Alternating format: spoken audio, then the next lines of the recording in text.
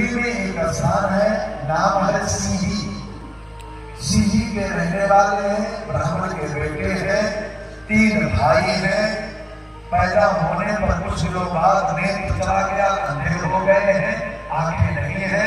कुछ दिनों के बाद धीरे धीरे पिता का संसार छोड़कर चला जाना, भाइयों की शादी होना, भाभियों के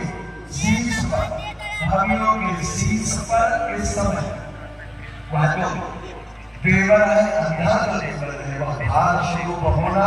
और माताओं बंधुओं, बस उस अंधे में एक विशेषता है कि वह अंधा सदैव भगवान का गुणगान करता है। दूसरी एक विशेषता है, वो जहाँ बैठा रहता है वो भाग्य बिहारी का सदैव गुणानुवाद करता रहता है। भाभी को ये बात बुरी लगना, लेकिन भाई क्योंकि भाई होता है, छोटा भाई जैसा भी हो, बड़ा भाई तो सदैव नेह करता है, स्नेह करता है, क्योंकि बड़े का स्वभाव ही होता है क्षमा बड़न को चाहिए, छोटन को उत्पात। इसलिए बड़ा भाई तो स्नेह पूर्वक उनको अपने हृदय से आलिंगित कर लेता है। लेकिन धीरे धीरे धीरे धीरे भाभियों का क्रोध बढ़ता गया और एक दिन भाभियों ने कह दिया, सुनिए जी, यदि इसको घर से नहीं निकाल दिए तो हम भोजन नहीं बनाएंगे, आप अपने छोटे भाई को भोजन कराइएगा।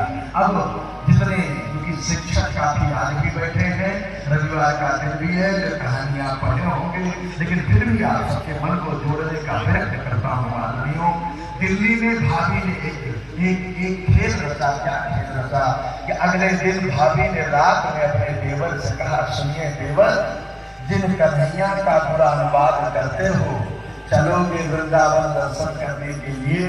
अंधा बैठा था, भाभी के चरणों में हाथ जोड़ लिया। भाभी, यदि भगवान के दर्शन का सौभाग्य मिल जाए तो इससे प्यारा और क्या हो सकता है। माताओं बंधुओं, उस अंधे सूर को लेकर के भाभी अगले दिन बैलगाड़ी पर बैठी, लेकिन भाभी ने अपने देवर के सामने एक चाल चली। क्या चाल चली? बैठ गई और बैठ करके बोली, हे भैया देवर जी, एक भजन गाना प्रारंभ करो। सूर जो था वह अंधा